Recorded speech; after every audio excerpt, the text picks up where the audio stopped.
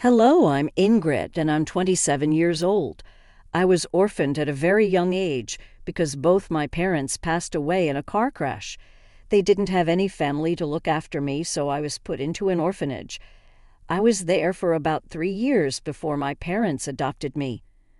My adoptive parents turned out to be these billionaires, so I had a pretty rich and fulfilling life after that. They didn't want to make my adoption a big deal, so they kept it hushed up. They wanted to do good without it having been broadcast everywhere. When I turned into an adult and had my own place, the two of them decided that they wanted to expand their business further and took to touring Europe in search of opportunities. It was around this time that I met Patrick, my now ex-husband. We met in college and instantly liked each other. After a couple of conversations, Patrick, a very happy-go-lucky, caring man, made me like him a whole lot more. Our dates led to us becoming an official couple. We had the perfect relationship, although there was one problem. It was no secret that Patrick's family did not like me. The first time I met them, Patrick and I had just graduated college. He waited to introduce me to his parents until we were both well settled in our lives. By that, I mean that we were both working good jobs.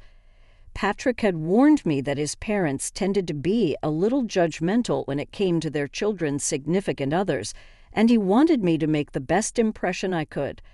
I didn't mind, but meeting the parents was nerve-wracking for me. By the time Patrick introduced me to his parents, we had been dating for a good 4 years. In those 4 years, we also got engaged.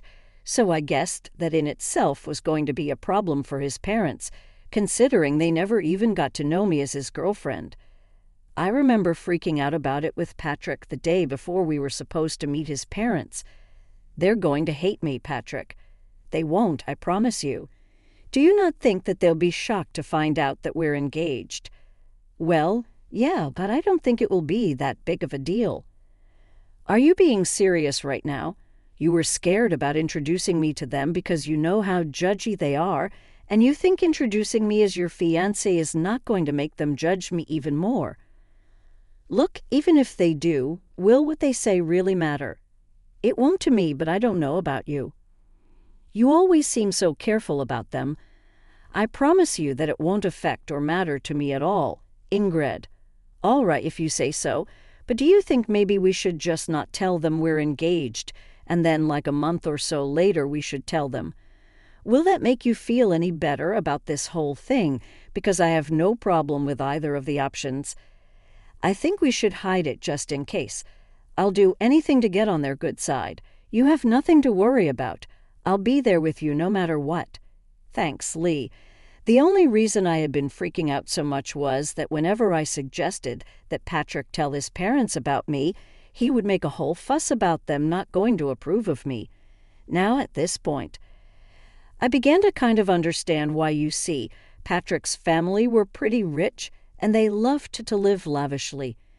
They wanted that for their children as well, and the only way they accepted their children dating was if they also mingled with people who were as rich or even richer than them.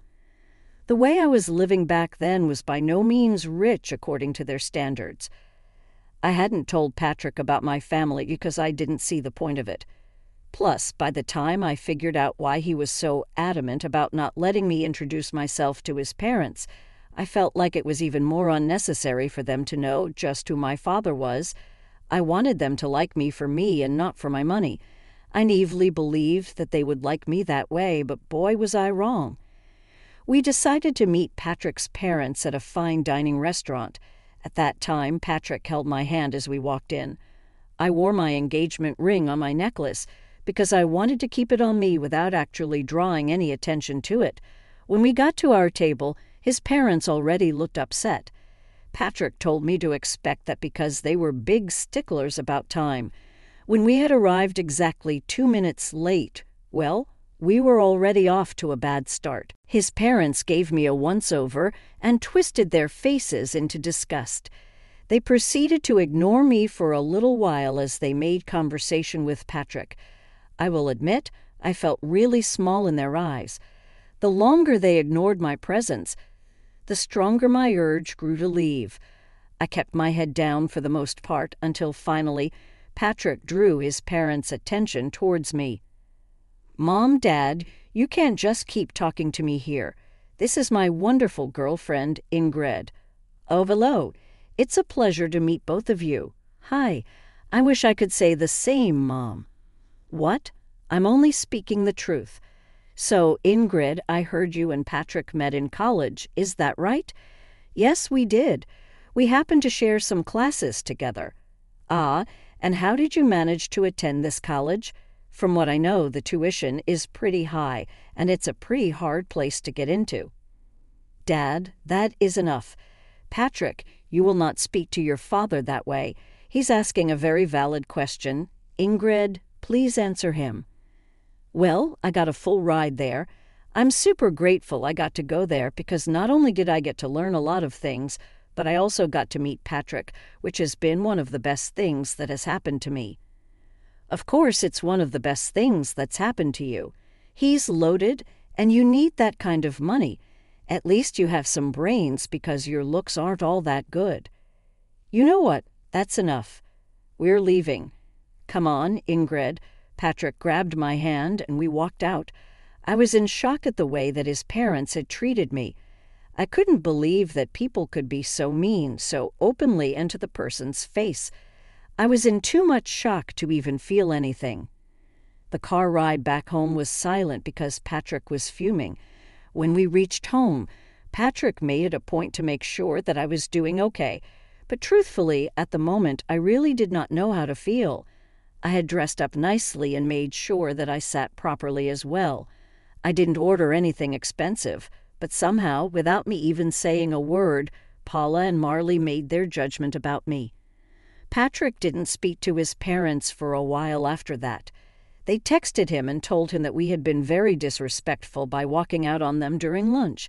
Patrick didn't respond to that and only texted them about a month later to tell them that he had gotten engaged. His parents weren't too happy about it, but Patrick threatened them with no contact if they said or did anything against me. They offered to pay for our wedding on the condition that they got to make all the decisions regarding it. Obviously, neither Patrick nor I wanted that, so we decided to do the next best thing: elope. My parents were in Europe and they knew about me eloping. They were just happy that I was happy, and they did send Patrick and me a gift. Patrick did raise his brows at how they sent us a pretty expensive painting as a gift, but I just brushed it off as them having enough money to spend it on that. After getting married, we next met Paula and Marley at a party that they had hosted. They invited us to celebrate their anniversary. Truth be told, I was actually pretty happy that they had invited me despite the dislike they held for me. When we got there, I was ignored by everyone. If you think being ignored by 2 people was embarrassing, being ignored by about 30 people was even worse. I hung by Patrick's side for the most part, but nobody even tried to talk to me. If I ever did try to speak and make conversation, people would just either look me up and down and walk away, or they would continue talking to Patrick, as if I never said anything. By the end of the night, I was in tears. I was humiliated and downright disgusted by the behavior that everyone was showing. The crowd had asked Paula and Marley to make a speech at the end of the night, and they got up to make one.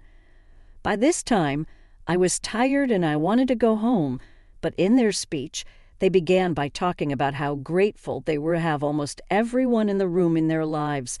That was only the first jab that they threw at me. They kept making many more, which the guests kept laughing at. At some point, I just got up and walked out. I ordered an Uber and went back home. I cried the entire way back home and up until Patrick got back home. When he got back, he seemed upset and angry. "Why did you walk out like that? Do you know how embarrassing that was for me?" "What are you talking about? Don't play dumb with me right now, Ingrid. I had to endure my parents yelling at me and a lot of the guests pitying me for being with you." "Are you serious? What about how embarrassing it was for me?" "Oh, come on, Ingrid, you could deal with it for one night. It was my parents' anniversary, for God's sake." I was ignored by everyone, and your parents chose to make even more fun of me in their toast. How do you possibly expect me to be okay with something like that? I'm not saying what they did was right, but you could have just lived through it. I would have spoken to them about it after. What would that have done for me? I don't like being put in positions where I'm only being humiliated. Everyone was laughing at me. You've never been in that position before, so it's easy for you to talk about this like it's no big deal. My parents expect an apology from you. I want one too. I'm afraid that I won't be doing that. I'll only do that if they give me one too. I see no reason for apologizing to you. You always stood up for me. I don't see why this is any different. This is very different because, unlike before, you've humiliated my family in front of all guests, and your parents humiliated me, your wife, in front of all their guests. Maybe my parents were right about you. You're impossible. With that, Patrick went to sleep in the guest bedroom. I couldn't understand why he had a sudden change of behavior. Was it really that bad for him? After I walked out, he was always the first person to stand up for me, especially considering the fact that I was usually bored with whatever his parents had to say about me. For me to walk out should have been the biggest signifier of just how bad they made me feel. Yet Patrick didn't seem to care about that. Patrick didn't talk to me for the next week. I also got a lot of texts from his parents, calling me ungrateful and an embarrassment. I tried to talk to Patrick, but he refused to. Eventually, I decided to give in and apologize to both him and his parents. Even that felt humiliating, but I was willing to go through it because I loved Patrick and I didn't want this to be the hill I died on. Things after that only got worse for me. Patrick's parents retired and spent a lot of their time hosting family dinners. They hosted it once a week, and Patrick was always invited. The first time they hosted it, Patrick brought me along with him to their house. As soon as I stepped in, the atmosphere in the room got awkward. Paula was busy getting ready, so she didn't see me immediately, but Marley and the rest of Patrick's siblings awkwardly glanced at me. They didn't talk to me, and Patrick left me to stand by myself while he caught up with the rest of his family. When Paula came downstairs, she saw me and practically flew over to me in rage. "What are you doing here?" "Excuse me?" "No, I will not excuse you." "What are you doing in my house right now?" "Well, you invited us for dinner." "Wrong. I invited Patrick because it's a family dinner. I'm Patrick's wife, so I'm a part of this family, am I not?" "Absolutely not. An orphan like you deserves no space in this family." "What? You thought you could hide the detail from us. We do background checks on our children's spouses, and you are not in my son's league whatsoever. I will never accept you here." "Why not? That can't be the only thing that determines whether I get to be a part of your family. You're ugly and poor. You'd never fit into our elite circles. I never want to see you again. Why are you being so superficial? Are you scared that I'll damage your reputation just by existing? Does the fact that I bring your son happiness not satisfy you? If happiness brought in money, a lot of people would be billionaires. This is exactly why you'd never fit in with us. Or maybe I'll just never be as superficial as the rest of you because I value who a person actually is. You never even took the chance to get to know me before casting your judgments on me. I'm glad I don't fit in with you." "Ingrid, that's enough. Here's some money. Get yourself an Uber and leave." I stared at Patrick in shock as he held out the money. He shoved the money in my hands and turned back towards his mother. She smirked at me. I felt tears spring into my eyes as I turned back around and walked out. I was once again crying in the Uber. I didn't understand why Patrick had changed so drastically. Was this his way of making up to his parents after the party? Whatever it was, I was hurt and angry at him. He was okay with his parents using my past as an insult and defending them instead of me like he usually did. I wanted to yell and scream, but I knew that would only project a worse image of me and prove them right, which is why I walked away. I tried to think if anything I said was out of line, but I really did not see anything wrong. I was merely standing up for myself, calmly might I add. After Patrick came back home, he went back to not talking to me. My heart was breaking and I felt so alone. I knew that he expected another apology, but I couldn't bring myself to do it like the last time. Paula had blatantly insulted me in the worst way, and Patrick was angry at me for it. If anything, I expected an apology from him. For the next 2 weeks, Patrick and I didn't speak to each other. It was hard at first, but I got used to it. Eventually, the dinner his family hosted still happened, and about once a week I was all alone at home, which I truthfully did not mind. On one of those nights, my parents video called me. "Hey, honey. Hey, sweetie. How's it going?" "Hey, Dad. Hey, Mom. Things are not good." "Why? What's wrong, sweetie? If you need help with anything, feel free to ask us." "I don't think this is something you guys would be able to help me out with, but thanks for the offer. Where's Patrick? Is he not helping?" "That's the thing. He's part of the problem." "Huh. Sweetie, could you be a little more clear about what the problem is?" "Well, his parents are pretty wealthy and also very snobby." "Oh, I hate those kinds of people. Tell me about it." Anyways, they thought that I was some poor girl who could never live up to their standards and fit into their elite circles, so they took it upon themselves to humiliate me every time that I met them. What the hell? Oh yeah, and the last time I went over, Patrick's mom decided calling me an orphan was a good insult. Oh, that woman. I'm going to claw her face off. How dare she call my precious child an orphan? Do they not know about us, and what the hell has Patrick been doing in all this? I didn't tell them about you guys because I knew that their opinion of me would change if they knew. And I wanted them to like me for who I was and not for my wealth. As for Patrick, he's siding with them. He thinks that I was disrespectful when I stood up for myself. Honey, are you sure this is the man you want to be with? I love him a lot, but this is not how I want it to be. We haven't been speaking to each other for the last 2 weeks, and I'm surprisingly okay with that. All right, sweetie, I'll get you in touch with one of my friends over there. Don't worry about us not being able to help you out. I think we might actually be able to help you get a little sweet revenge. Huh, what do you mean? Your dad and I are coming there next week. We wanted to take you and Patrick on a vacation, but now we can just take you. More things for us to do together, I guess. Really? Oh my God, I'm so excited to finally get to see the two of you in person again. That was a real pick-me-up.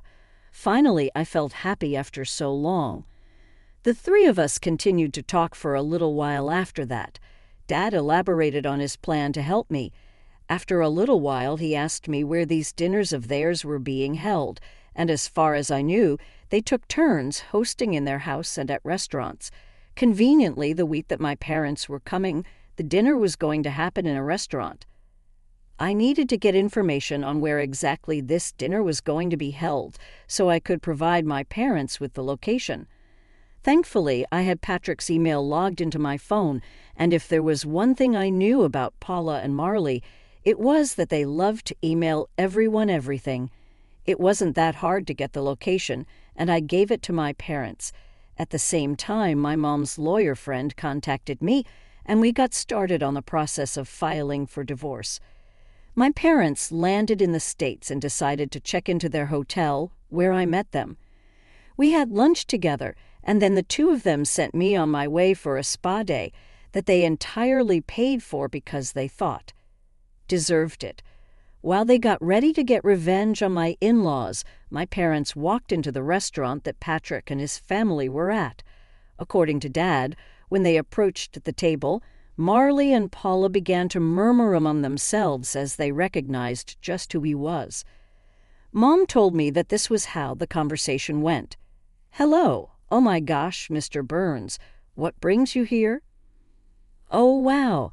I just happened to see some familiar faces, and I figured that I could drop in and probably dine with you." "Familiar faces? Who are you speaking about, Mr. Burns?" Well, I see Patrick. Me? Well, hello. A pleasure to meet you. You? My daughter has spoken a lot about you. But speaking of my daughter, where is she? Your daughter? I'm afraid you're mistaken. I don't think she's here. But she should be, right. I'm sorry, Mr. Burns, but we didn't even know that you had a daughter. Of course I do, and she's married to Patrick. What? I'm sorry, but I think you're mistaken. Yes, his wife's name is Ingrid, and she was an orphan. Yes, I do know that, and that is why we adopted her. Excuse me, you're her dad. Yes, and from what I see, she isn't here. She's been telling me that there has been some problems with her in-laws, but I see what the problem was. It was you. No, she was the one who hid this huge thing from us. If we knew, you would have treated her better. She didn't want you to treat her nicely because of her background. Oh, well, she did ask me to hand this over to Patrick. My dad handed Patrick the divorce papers and walked out. After that, it only took a couple of phone calls for a lot of investors to pull away from Marley's business. They were quickly crashing, and nothing was more satisfying than watching them crumble down to the levels that they made fun of. I got a lot of texts from all Patrick's family, calling me a bunch of nasty names, while some of them begged me to talk to my dad and reverse what he had done. Patrick thankfully signed the divorce papers without any hassle. My parents and I went on a long vacation after that. I had the time of my life, and I slowly began to heal. Yeah, it hurt that I had lost the love of my life, but I also learned just how important it is to stand up for myself. I'm forever grateful to my parents for everything they've done for me, and I can't wait to see what else life has to offer me.